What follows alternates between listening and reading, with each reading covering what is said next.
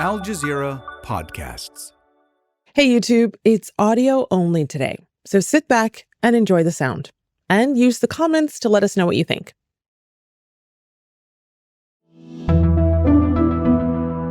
Today, the U.S.'s relationship with Europe takes another rough turn.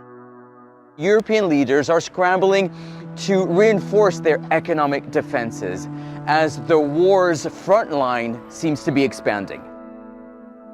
As the global economy increasingly feels the effects of the U.S.-Israeli war on Iran, how will European leaders respond? I'm Malika Bilal, and this is The Take.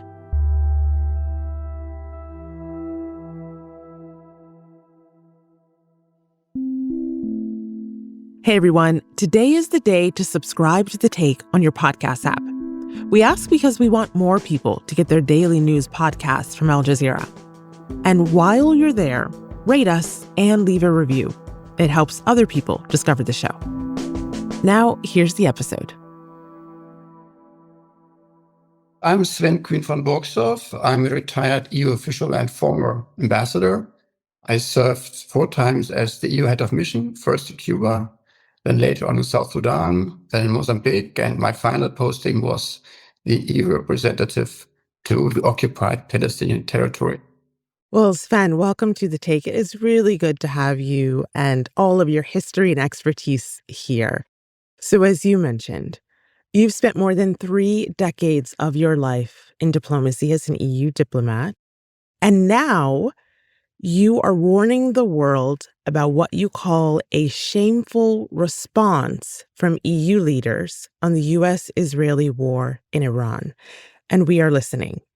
What has been going through your mind over these last few weeks as you watch the war and Iran's response unfold? I was appalled by the initial reaction by European leaders with regard to the unlawful strike by Washington and Tel Aviv on Iran.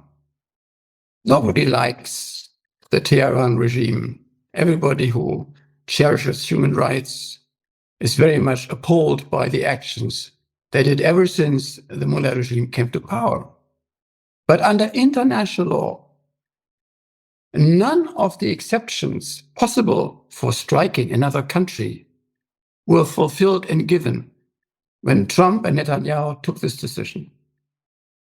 And as I said, and many of our colleagues as well around the world were appalled by the fact that there was no instant condemnation by the European leadership.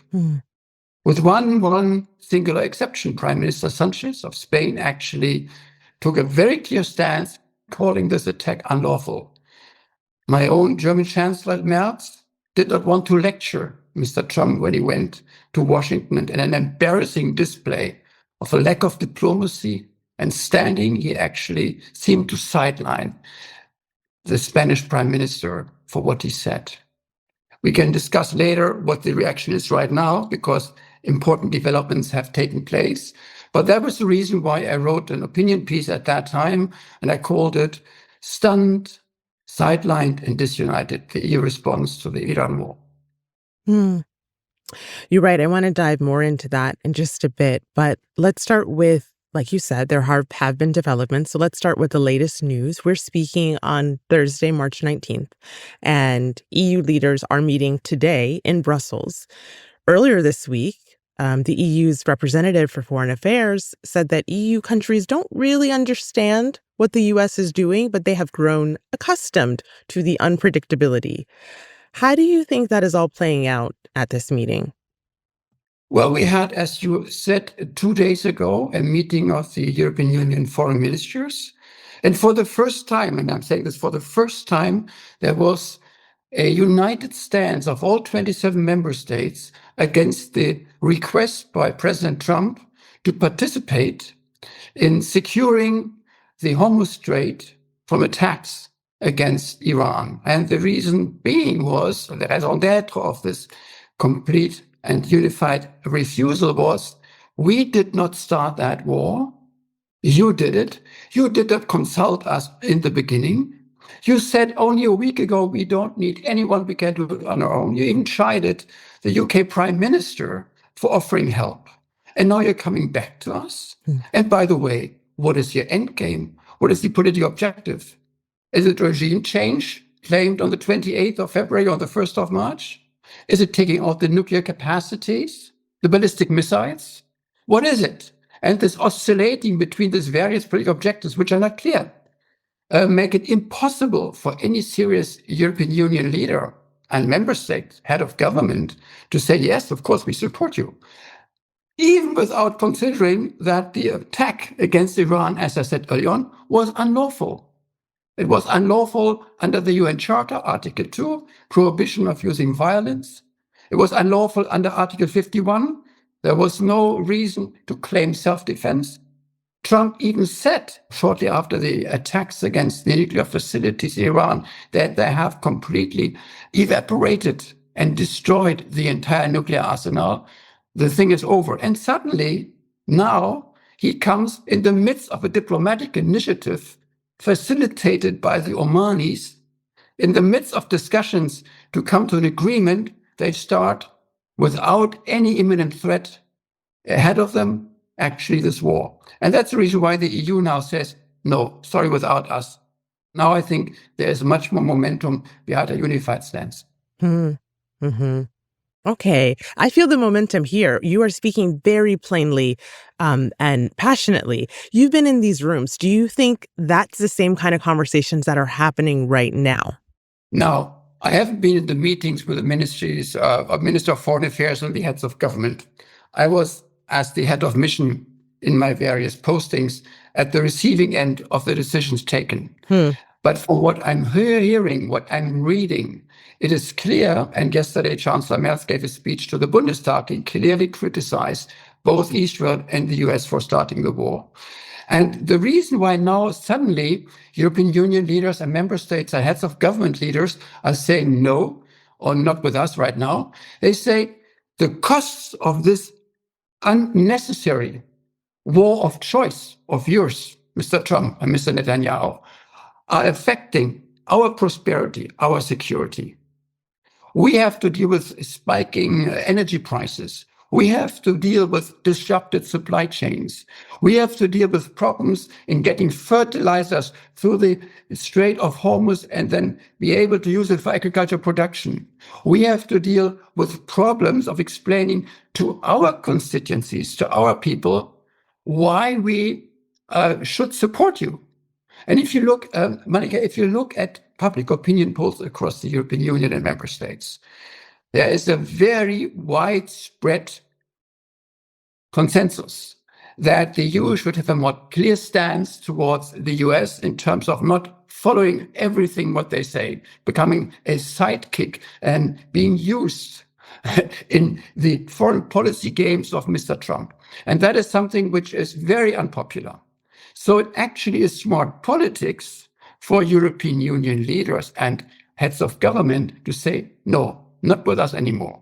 It pays out and it pays off at the ballot box. And you can see that even Italy, Ms. Meloni is a staunch sort of ally of Mr. Trump. Even she criticized now the Iran attack, calling it unlawful, because there's a referendum right now ahead of her in order to go through judicial reform proposals. And you're going to see that this will actually be a general response across the EU right now. The closer you come to elections, and the more the issue of what is the EU stance or what is your government stance towards the US and Israel becomes an electoral issue. Well, okay, you mentioned what EU leaders have to message back to their constituency. And so I want to talk about the Strait of Hormuz, because as the US continues to strike Iran and Iran continues to restrict shipping through this vital shipping strait, the global economy, which of course includes Europe, they're feeling the effects, especially when it comes to rising energy prices, like you mentioned. We know that Donald Trump has said he wants other countries to send their militaries to help reopen the strait. And so far, there are no takers.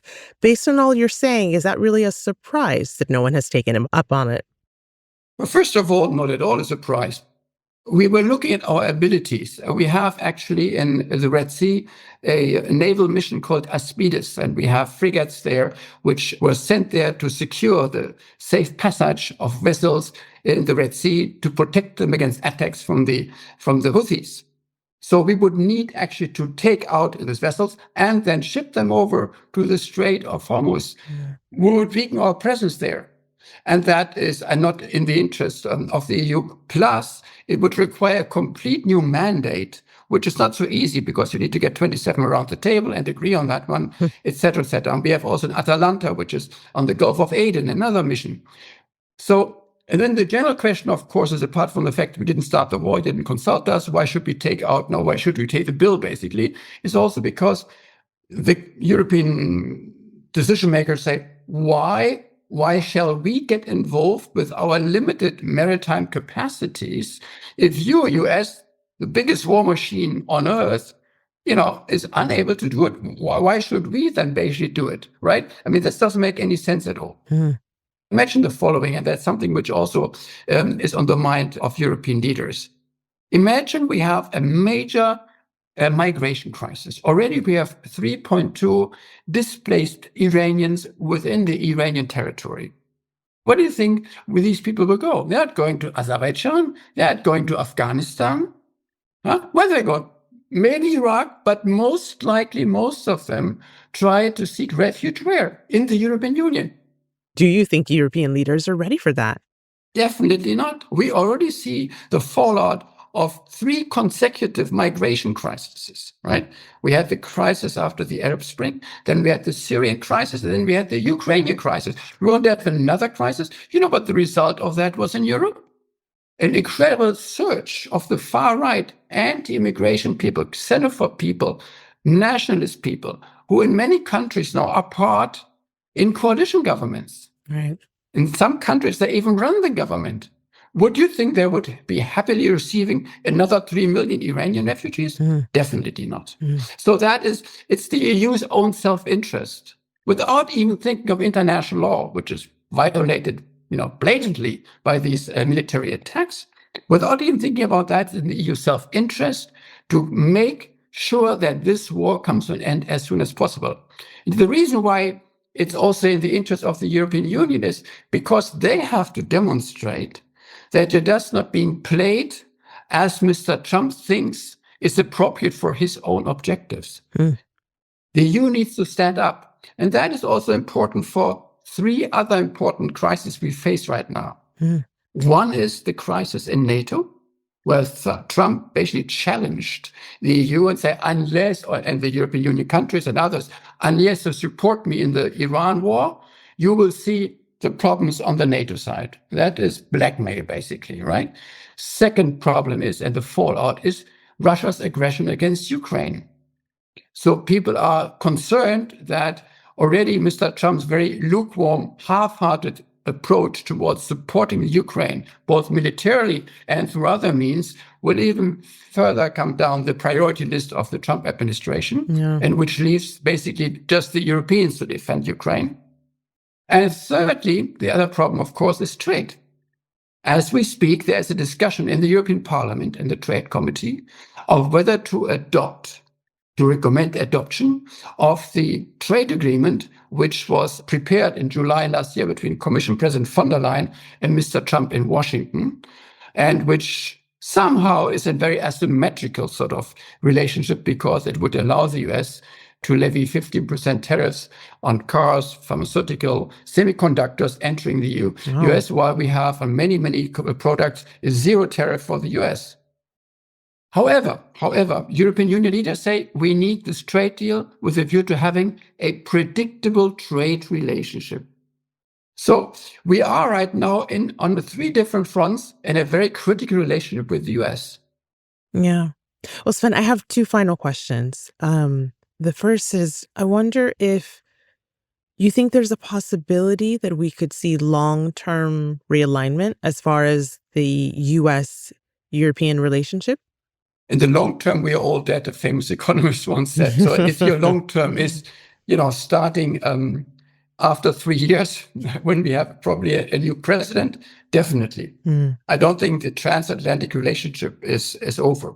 And I also don't agree with these doomsayers that the old order is gone.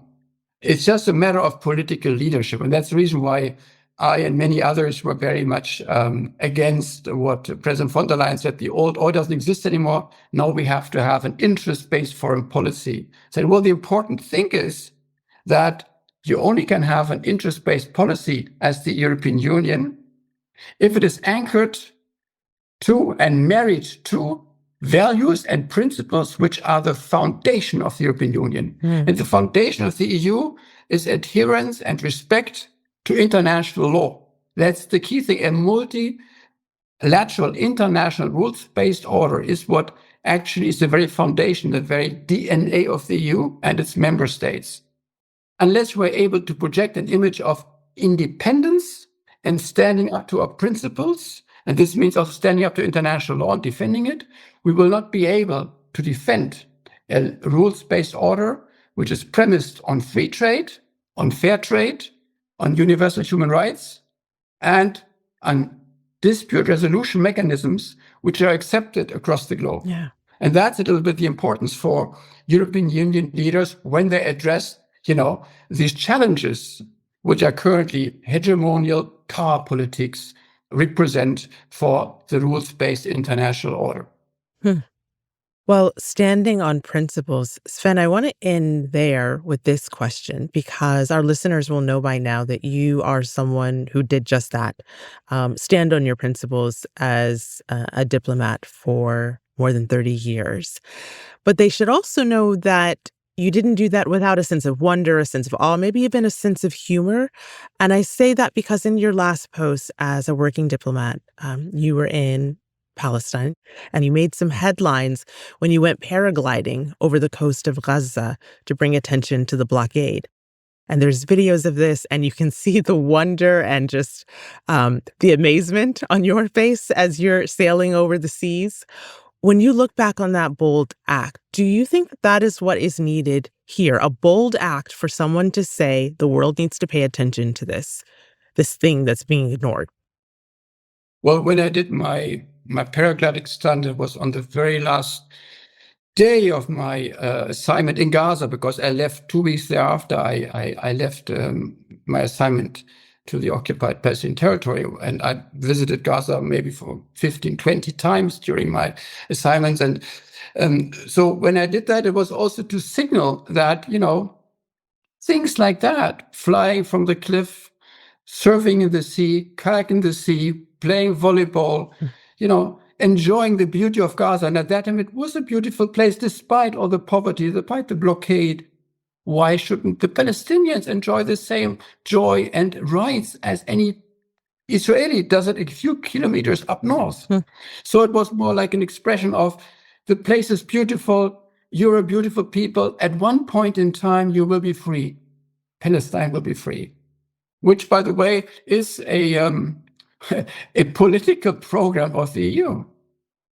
The European Union hasn't done enough at all to actually hold Israel to account for its blatant disregard of international law, nor has it stood up to the US, being the major supplier of weaponry to Israel, including under the Biden administration, nor has it used the EU, its incredible leverage it has over economic and trade relationships. We have huge leverage. We don't use it. Do you think then that's what laid the groundwork for what we're seeing in Iran?